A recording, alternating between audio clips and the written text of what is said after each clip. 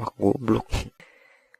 Halo, Bucek di sini dan selamat datang di channel Orphanix. Ya, video kali ini bukan video bacot-bacot FYP ria, tapi saya akan mencoba untuk melakukan sesuatu yang berbeda, yaitu membacakan cerita horor yang saya sudah mencari-cari dan akhirnya saya menemukan di salah satu situs website yang cukup terkenal yaitu Kaskus.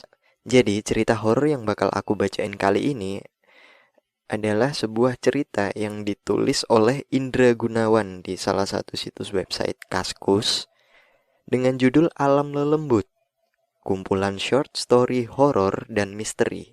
Oke, jadi sebenarnya ini ada banyak subjudul di dalam horror story ini. Cuman untuk kali ini aku akan coba bacain salah satu judul dari cerita-cerita horor yang ada di sini. Apalah, tak usah berlama-lama. Jadi cerita horor yang akan saya bacakan kali ini berjudul Beli Ringin. Ya, beli itu kalau nggak salah ya, setauku artinya itu sumur dan ringin itu beringin. Jadi beli ringin ini sepenafsiranku adalah dua kata yang merupakan sumur dan beringin. Ya, bagaimana ceritanya? Yuk lah. Beli ringin. Beli atau Sendang ini terletak di sebelah tenggara desa Kedung Jati. Dinamakan Beli Ringin karena beli ini berada tepat di bawah sebuah pohon beringin besar yang katanya usianya sudah ratusan tahun. Tuh kan, berarti ini sebuah beli atau sumur yang letaknya itu di bawah sebuah pohon beringin. Oke, yuk lanjut. Dahulu, sebelum banyak warga yang memiliki sumur, beli ini merupakan sebuah sumber air bersih yang utama bagi warga desa Kedung Jati. Hampir semua warga desa Kedung Jati bergantung pada beli ini untuk melakukan aktivitas mandi dan mencuci. Bahkan untuk keperluan memasak di dapur pun mereka mengambil air dari beli ini. Bukan tanpa alasan kalau warga mengandalkan beli ini untuk mendapatkan air bersih. Selain karena beli ini merupakan sumber air satu-satunya di desa Kedung Jati, Beli Ringin juga dikenal sebagai sumber air yang sangat melimpah. Saat musim kemarau panjang pun, beli ini tak pernah sekalipun kehabisan sumber mata airnya. Dan yang paling utama adalah air yang keluar dari sumber di beli ini terkenal sangat jernih dan bersih. Saking jernihnya, ada sebagian warga yang tak segan-segan meminum langsung air dari belik ini. Dahulu, belik ini sangat terawat, dinaungi oleh sebuah pohon beringin raksasa yang konon usianya sudah ratusan tahun dan dikelilingi oleh 3 buah batu besar. Membuat beli ini terasa nyaman untuk melakukan aktivitas mandi dan mencuci, tanpa takut akan ada mata nakal yang mengintip mereka. Meski begitu, tak jauh berbeda dengan area Tegal Salahan yang dulu pernah aku ceritakan. Oke, mungkin di another story mungkin. Ya, di balik kesejukan dan kenyamanannya, Beli Ringin ini juga menyimpan banyak misteri.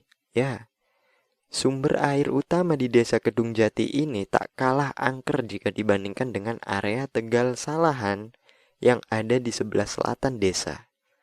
Sudah banyak warga yang mengalami kejadian-kejadian aneh dan janggal di belik ini. Salah satunya adalah Kang Sastro Gudel, bukan nama sebenarnya. Kayaknya ini based on true story kayaknya. Ya, bisa jadilah. Kalau memang iya, menarik sih. Oke, lanjut. Beliau adalah tetanggaku. Rumahnya tak begitu jauh dari Beli Ringin ini. Seperti biasa, sore itu selepas bekerja di sawah, Kang Sastro langsung menuju ke Beli Ringin untuk sekalian mandi. Letak sawahnya memang tak begitu jauh dari tempat sumber mata air itu berada. Sayangnya, saat sampai di beli itu, ternyata masih ada seorang perempuan yang tengah mandi. Mau tak mau, Kang Sastro harus menunggu. Laki-laki itu lalu duduk bersandar pada salah satu batu besar yang ada di situ, sambil memandang hijaunya hamparan sawah di depannya. Tanaman padi yang subur melambungkan angannya, membayangkan saat panen nanti. Pasti hasil padinya juga melimpah ruah. Mudah-mudahan saat musim panen tiba nanti harga gabah tidak anjlok lagi seperti biasanya, sehingga ia bisa mendapatkan keuntungan yang besar dari hasil panennya. Bruk! Tengah asyik melamun, tiba-tiba Kang Sastro dikejutkan oleh jatuhnya sepotong dahan pohon beringin yang telah lapuk.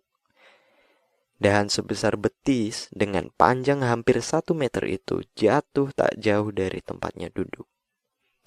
Wah, rezeki nomplok nih. Dapat kayu kering, lumayan. Bisa dibawa pulang untuk dijadikan kayu bakar. Batin Kang Sastro sambil bangkit dan memungut dahan kayu itu. Jangan diambil, Kang. Tiba-tiba sebuah suara mengejutkan Kang Sastro. Ternyata perempuan itu telah selesai mandi dan bersiap untuk pulang. Lah, kenapa toh? Lumayan ini bisa buat kayu bakar, tanya Kang Sastro heran. Ya pokoknya jangan diambil. Kan kata orang-orang kayu di pohon beringin ini nggak boleh diambil, Kang. Apalagi sampai dijadikan kayu bakar. Pamali, bisa celaka sampean, ujar si perempuan lagi. Halah, lawang cuma kayu loh. Dan sudah lapuk juga. Masa bisa bikin celaka? Sanggah Kang Sastro sambil tetap memungut kayu itu. Yo wis, sakarepmu Kang, dikandani kok ngeyel. Nek enek apa-apa nih, yo sangganen dewe. Ya sudah, terserah kamu Kang. Dibilangin kok ngeyel. Kalau ada apa-apanya ditanggung saja sendiri. Sungut si perempuan sambil berlalu meninggalkan Kang Sastro. Kayaknya udah mulai masuk konflik nih. Yuk, lanjut. Ada-ada aja. Mana ada kayu lapuk sampai bisa bikin orang celaka. Gerutu Kang Sastro sambil bersiap-siap untuk mandi. Lagi pula memangnya kamu siapa? Anak kemarin sore saja kok berani-beraninya. Kang Sastro tertegun sejenak. Perempuan itu tadi siapa ya? Sepertinya ia belum pernah melihatnya.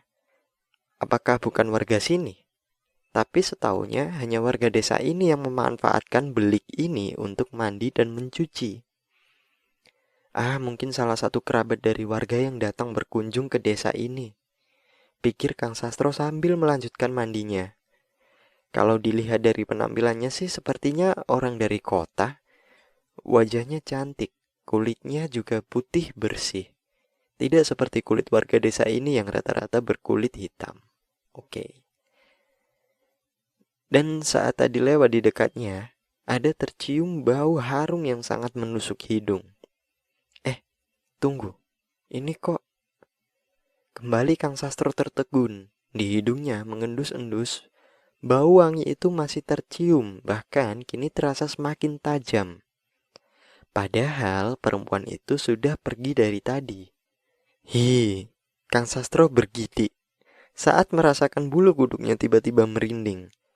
Laki-laki itu buru-buru menyelesaikan mandinya, lalu bergegas pulang dengan membawa cangkul dan dahan beringin lapuk yang tadi ia temukan. Oke, jadi dibawa pulang. Siap. Nih, tak bawain kayu bakar, seru Kang Sastro sambil melemparkan kayu yang tadi didapatnya ke samping sang istri yang sedang berjongkok di depan tungku dapur. Wah, kebetulan Kang sampean dapat kayu kering, sahut Yu Darmi sambil meraih kayu itu dan memasukkannya ke dalam mulut tungku. Perempuan itu lalu bangkit dan menyeduh kopi untuk sang suami yang baru pulang. Baunya enak banget, Mak. Kamu lagi manggang ayam, toh? Hidung Kang Sastro mengendus-endus saat mencium bau sangit seperti ayam yang sedang dipanggang. Ayam dari mana, toh, Pak? Lawong punya ayam saja enggak kok manggang ayam. sahut Yudarmi sambil kembali ke depan tungku. Lah ini baunya? Loh, Pak, ini kayu apa toh? Kok dibakar jadi seperti ini? Seru Yudarmi memotong ucapan Kang Sastro. Jadi seperti apa toh? Tanya Kang Sastro yang masih asik duduk sambil menikmati kopinya. Ini loh Pak, coba sampean lihat. Kayu sudah lapuk begini dibakar kok masih keluar getahnya. Warna getahnya merah seperti darah. Baunya ini kok seperti... Bapak, Simbo, tolong, panas, panas, teriak. Belum selesai istri Yudarmi berkata, mendadak mereka dikejutkan oleh teriakan sang anak yang sejak tadi asyik nonton TV di ruang depan. Sontak, keduanya pun menghampiri sang anak. Kamu kenapa toh? Astagfirullah Pak, anakmu kenapa iki? Jerit Yudarmi saat melihat sang anak tengah berguling-guling di lantai sambil berteriak-teriak kesakitan. Sekujur tubuh anak itu melepuh seperti habis dibakar. Pak, jeritan Yudarmi tak dihiraukan lagi oleh Kang Sastro. Alih-alih menolong sang anak, laki-laki itu justru berlari kembali ke dapur. Dahan beringin lapuk yang masih menyala di dalam mulut tungku itu segera ditariknya keluar, lalu ia siram dengan seember air. Wah, panas, perih! Teriakan anak Kang Sastro mengundang para tetangga yang segera berdatangan untuk mengetahui apa yang sebenarnya terjadi dengan keluarga itu. Ada apa? Ya Allah, anakmu kenapa Kang? Kok sampai melepuh gitu? Ayo cepat kita tolong. Kita bawa ke rumah sakit saja. Jangan, panggil Pak Mudin saja dulu. Oke, berbagai pertanyaan dan saran dari para tetangga seolah tak dihiraukan oleh Kang Sastro. Laki-laki itu justru diam terpaku sambil matanya menatap nanar keluar rumah, di mana nampak sosok perempuan yang tadi ia temui di Belik Ringin sedang berdiri di sudut halaman sambil tersenyum sinis ke arahnya. Wow, oke. Jumpa lagi. Oke, mulai ada setrum-setrum. Melihat Kang Sastro yang seperti orang linglung, para tetangga akhirnya mengambil inisiatif untuk memanggil Pak Mudin, orang yang dituakan di desa Kedung Jati. Setelah datang dan mengetahui apa yang sebenarnya terjadi, laki-laki sepuh itu segera mengambil tindakan. Dengan bantuan para warga, anak Kang Sastro yang masih histeris itu segera dibawa ke Belik Ringin dan dimandikan di tempat itu oleh Pak Mudin. Dengan disertai ritual-ritual khusus, sisa dahan beringin lapuk yang sebagian sudah terbakar menjadi arang itu juga dikembalikan ke tempatnya semula. Tempat di mana pertama kali Kang Sastro menemukannya. Beruntung, nasib baik masih memihak ke keluarga Kang Sastro. Sang anak masih bisa diselamatkan meski mengalami sedikit cacat permanen. Kulit di sekujur tubuhnya menjadi belang-belang akibat bekas luka bakar yang dialaminya. Selesai. Oke. Ya, demikianlah cerita horor kali ini. Semoga kalian suka. Karena kalau aku sih, ya menurutku menarik cerita ini. Karena ada pesan yang sangat kuat yang berhasil terdelivery sangat baik ketika aku membacanya. Jadi ya, sebuah pamali yang sering kita dengar kalau misal kita sedang berada di tempat-tempat tertentu yang mana kita tidak diperbolehkan untuk mengambil atau membawa pulang barang-barang dari tempat tersebut karena ditakutkannya akan terjadi sebuah pamali. Mungkin lain kali aku akan coba bacain judul yang lain dari Mas Indra Gunawan. So, jangan lupa like, komen, dan subscribe jika kalian suka video kali ini. Dan jangan lupa share ke teman-teman kalian jika menurut kalian mereka harus nonton video ini. So, thanks for watching and see you. Dah.